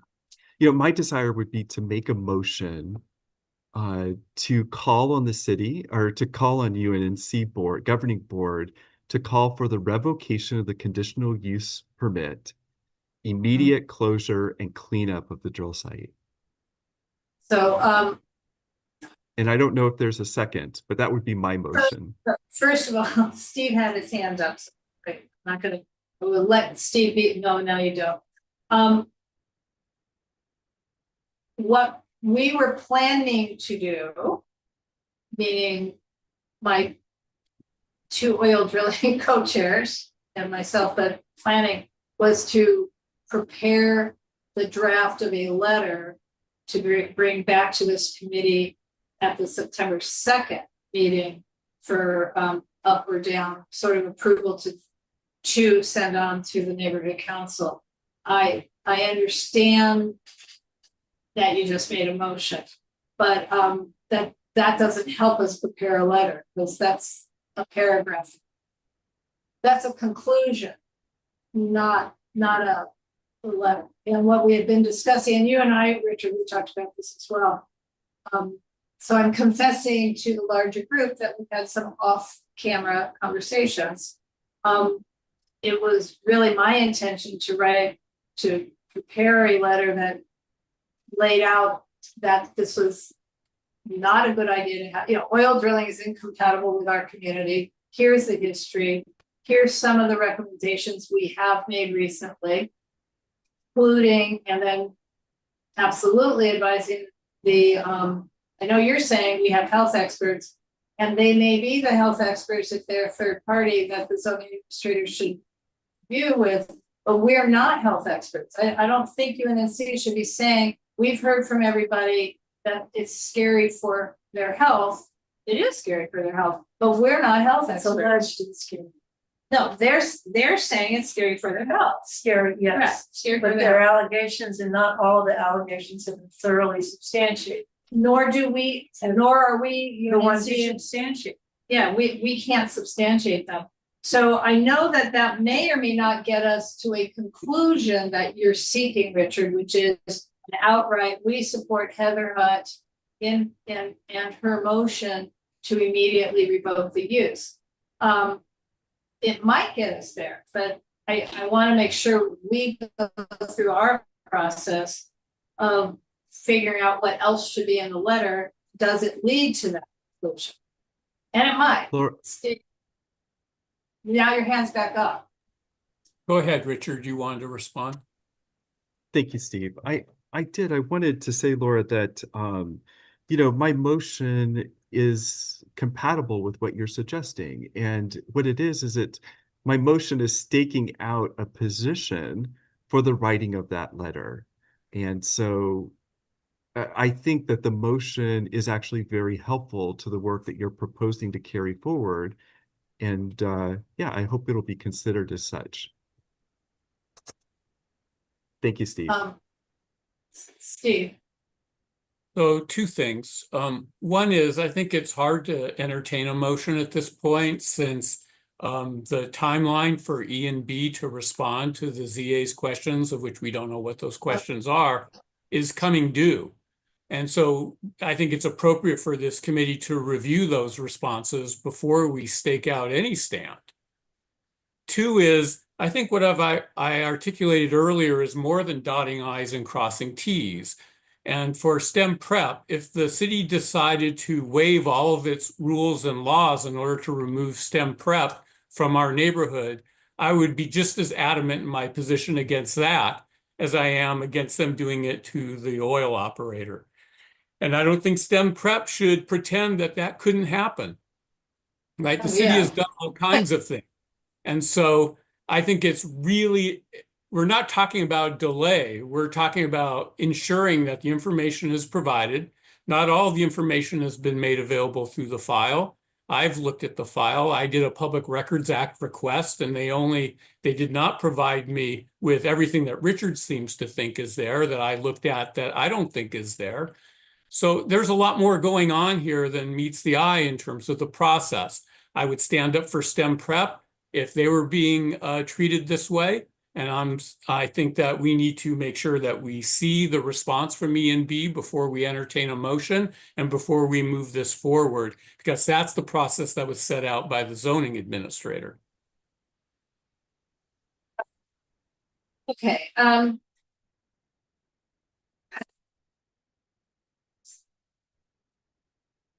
so here's what Eric, no. Yeah, Eric, I have to put my glasses on. Eric, are you saying thank you? Yeah, Support I you. just, thanks. I think, I just wanted to make sure we don't just gloss over. I think Richard made a motion and it was seconded. So I think, don't we need to vote on that before we, I think Michael did in the chat. Oh, okay, we don't use the chat for action. Okay, I'll second it. Okay, and So I third it. I think, don't we need to vote on that, up or down before we move forward? No, because it wasn't what was on the agenda. See that, I mean, this agenda item was to review the planning staff hearing presentation, discuss the reports and comments presented, and discuss possible recommendations from UNNC. It wasn't, this is not the final scheduled meeting. We have a meeting scheduled on September 2nd. So to Steve's point, we're trying to follow the timeline set forth by the zoning administrator. Yes, there's a motion on the table. I think, I don't know about Robert's rules and this. I think it could be a motion that is the motion we consider on September 2nd, after we also have that material, the E&B thing presented. But I feel that I'm trying to figure out how to say this. UNNC enjoys a really good relationship with Council District 10, with all of its staff, with Heather Hutt, and I don't want to harm that relationship. Nor, however, do I want a neighborhood council to be acting solely because we are in quote a time where we have political momentum, and our council member, this is something she wants. I mean, we support her in almost everything she wants. She supports us in almost everything we want.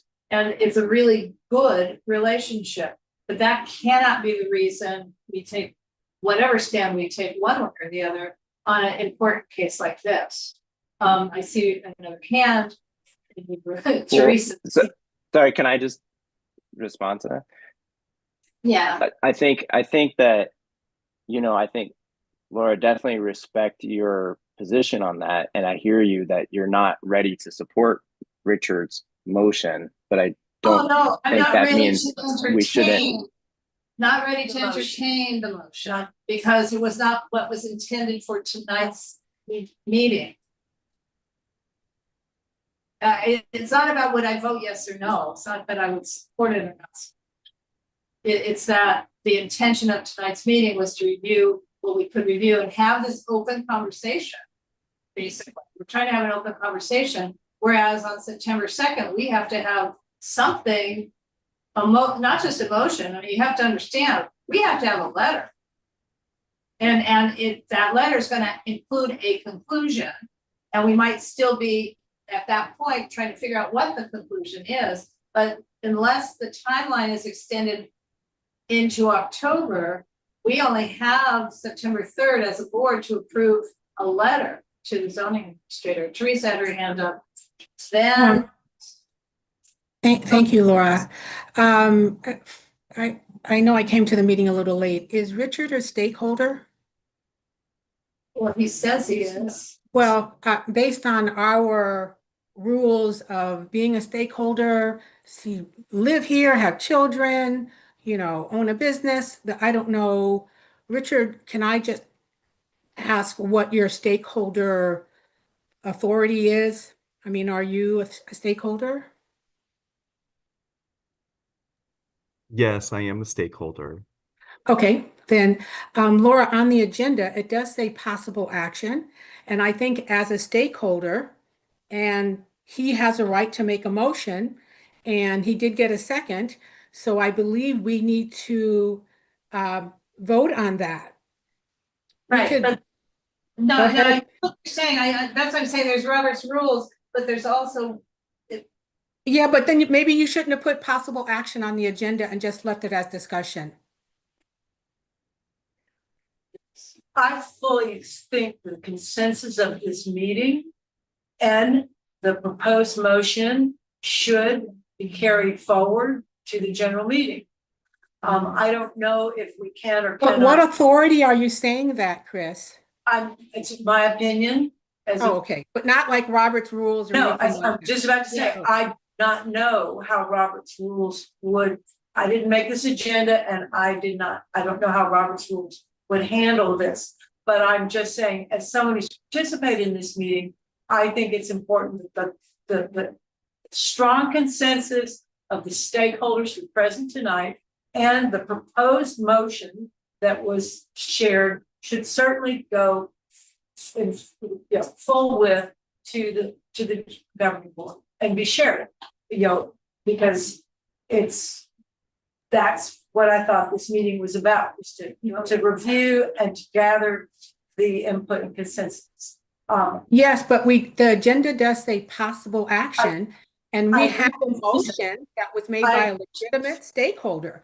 So I think we are required, and it does have a second, that we are required to take the vote on that. Okay. I just, I think that is the rule. But let me ask you this. How the heck do we get a letter done? We can have more than Maybe one a vote. second motion is made after we vote on this to prepare a letter with the recommendations from this this group. I mean, I don't know. I'm just going by Well, what I think that- understand Robert's rules, but we don't usually run our committees on Robert's rules. That's all I'm trying to say. But maybe we shouldn't have put possible action on the agenda. We have left ourselves in a bind by putting that on there. Okay, I made my point. I heard you. So should we just take a vote? You're the chair. See, I mean, actually, you and Steve are the chairs. This is oil drum. But it's where there's not. I'm asking all subcommittee. I'm asking all three. Okay. We can take a vote. I was just asking for Steve and Chris's opinion on can we take votes? I'm concerned about the fact that there is a response that the zoning administrator requested. We've been promised that response from the operator. And we don't have it.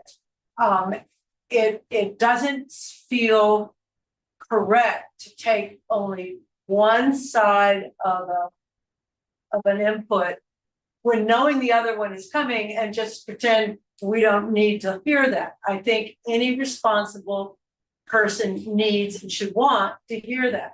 And as UNNC, who represents all stakeholders, and EMB, it may be people in this room unhappy, they are stakeholders as well. They work here, they run a business here, they have employees here, and they do have, I think, a right to be able to respond to the ZA. And I think as engaged citizens, we should really want to hear that response. And so I'm uncomfortable voting with only half of the information that we should be looking at in the room. But I agree if that there's an unknown about how to proceed, and I am not in charge of this. Sorry, can I say something? Yes. Sorry. Absolutely. So Don't apologize. That's what I'm saying. We don't follow Robert's rules. That's the whole point. So we might have to, but we don't. We have more of a conversation. So go ahead. Laura, you keep saying that we're going to have to write a letter. And I think usually to write a letter or an essay, you're going to need a thesis. You're going to need a main point. And I think Richard is motioning to have that main point for the letter. And so that next meeting, when you come back with the letter, it's going to support that main point. And that's what we're going to vote on to approve, right? That's what I'm understanding. And so that's what I'm understanding that we would vote on right now. Is that correct? Well, this is, when a neighborhood council writes a letter that's on an important planning of the land use matter, right? We recount what we did to get to that conclusion. So what we didn't do to get to that conclusion is, which I don't even know how the vote's gonna go. So, you know, but it could go the other way. But what did we do to get to a conclusion that we should recommend a revocation? What we didn't do is review EMB's responses. And we'd have to write that in a letter because that's honest and open. So that's problematic. We shouldn't have to write that. So I'm concerned because, again, and Richard, you knew it, so you're it's a little underhanded to have done a motion. You knew that tonight we were discussing all of this to then come back on September 2nd once we had the EMB response, so we can make a judgment and a recommendation to the governing board. And since we've had this conversation, I feel it wasn't really very nice for you to do the motion at all. You had every right, but it feels like a maneuver. And that's just me being honest. Because I'm maneuvered into, we'll have to take it. Laura, I hope I can respond. Yeah, well, yeah, I'm sorry you have your hand. Yeah, I'm sorry you feel it was underhanded. It wasn't intended that way. And the motion I made was really flowed out of the conversations that I had with you about what is the procedure tonight? What is your intent as the chair of this meeting? And I think what you shared with me is that you were hoping that tonight there would be a decision, a consensus decision that would lead in an emotion around a consensus decision that would then inform a letter. So all I'm doing is making a motion that I hope embodies the consensus opinion that's been expressed here tonight. It's not been meant in any way to undermine you, but in fact, to work with what you told me was your intention for this meeting tonight. So I'm sorry that you feel it's underhanded. It's not intended that way. Did I use the word anything? Chris, I'm bothered by the implication that somehow there was a consensus about what the outcome of the meeting should be before the meeting. Oh, happened. no. I mean, I'm a little concerned by something that's just. That's not what he said. Okay, it started to beg into that, and I was like, no, that's not how we should ever. Laura's going to speak. No. But Laura said to Richard, and he recounted it correctly just now, is that my hope was, but I didn't think we could. My hope was to come to a consensus on what we would be putting into the letter. And that is correct. And what I mean by consensus, you guys have heard me say this before, consensus is when everybody thinks they're in agreement, we've reached a place that we're in agreement. It's compromise is when everyone gives something up, right?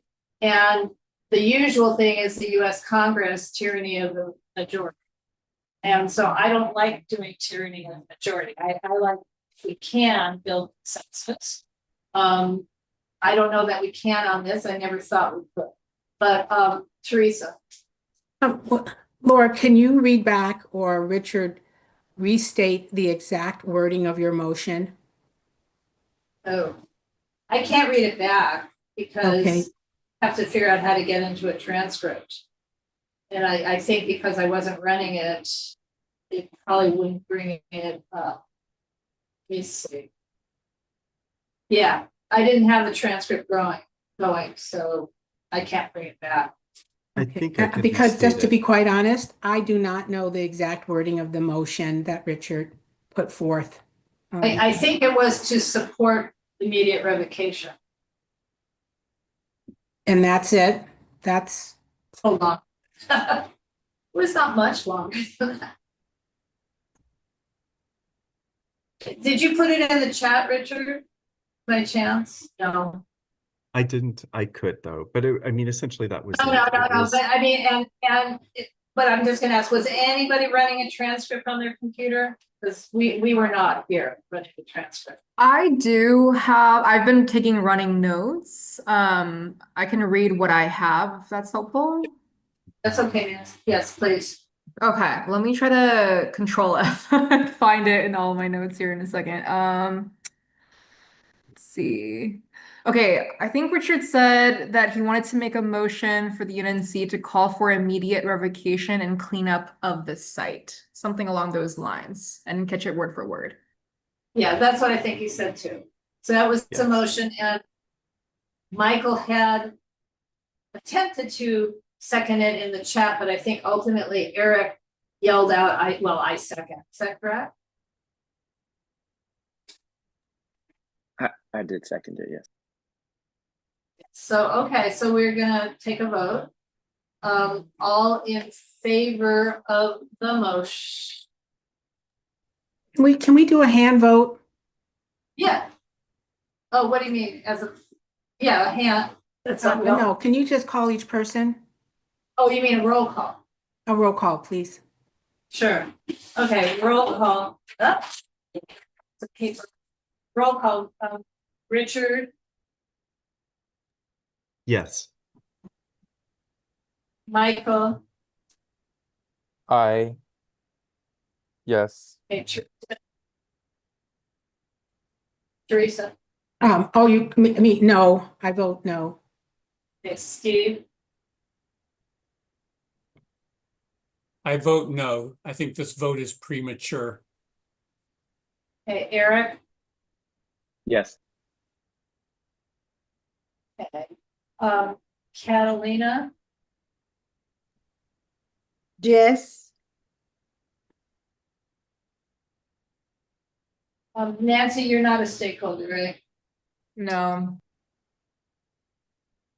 And Francis, Yes. are you saying yes, you're a stakeholder, or yes, you're voting yes? Both. Both. Donna? If you're still No. here. Carolyn, and again, I don't know if you're a stakeholder. Yes, I live in the area and my vote is yes. In the area, meaning in UNC? Yes. Can you clarify that for us, Carolyn, please? That's 27th in Arlington. Okay, thanks. Yes. Colleen? No vote.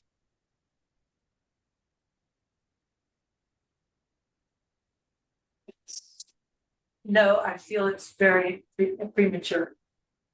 Laura's a no. So 1, 2, 3, 4, 5, 6 yes. 1, 2, 3, 4, 5 no, and 1 abstain no, which is usually counted as a no, which would make a tie. Using Robert's rules and our bylaws, since It's not an abstention, it's a no vote. I mean, we don't, our bylaws forced upon us by department. But they're fine. She said it's a no vote, not a, we don't have like. In our bylaws, it's fine. In our bylaws, an abstention is a no to the yes. That's the simplest way to say it. So whoever abstained, they were saying. If you don't vote, it makes it tough, yes.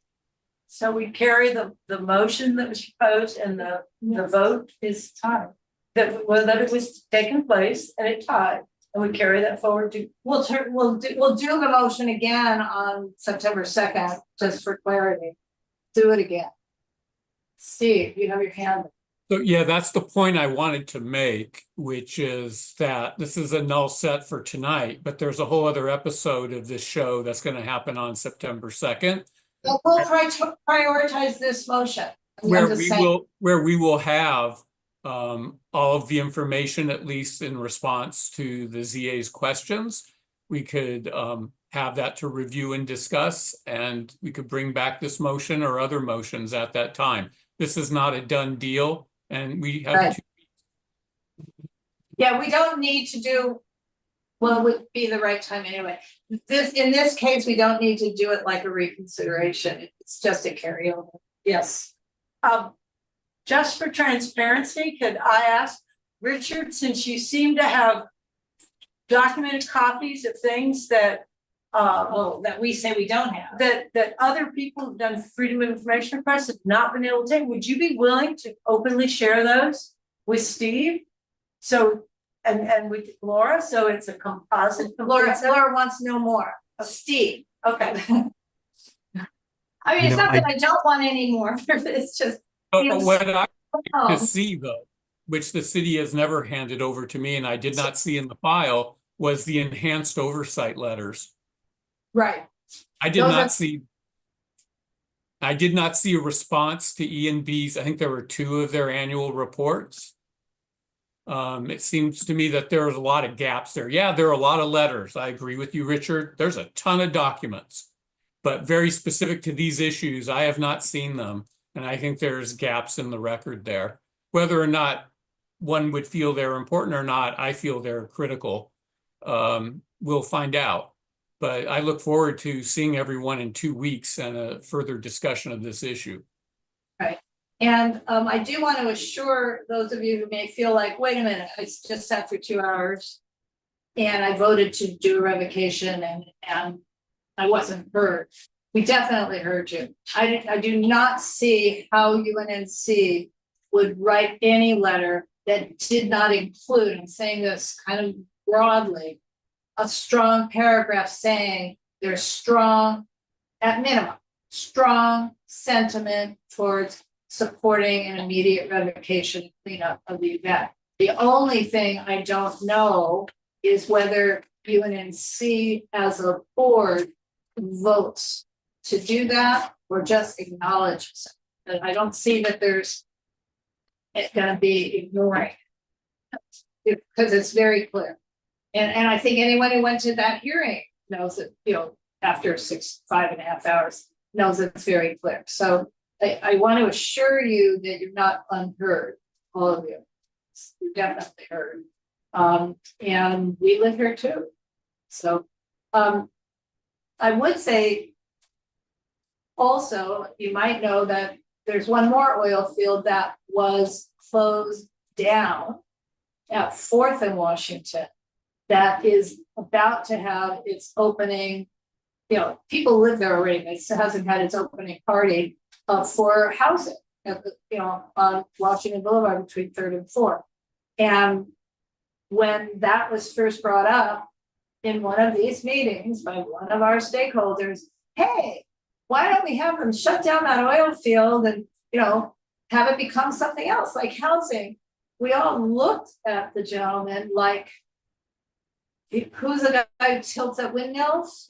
Like he was nuts, like it could never happen. Look, it did. So, and then obviously Richard helped lead a project to have, you know, that's in process, you know, but the acquisitions happen at Jefferson and Budlong. So we're on board. It's just we may not be on the same path towards being. Steve.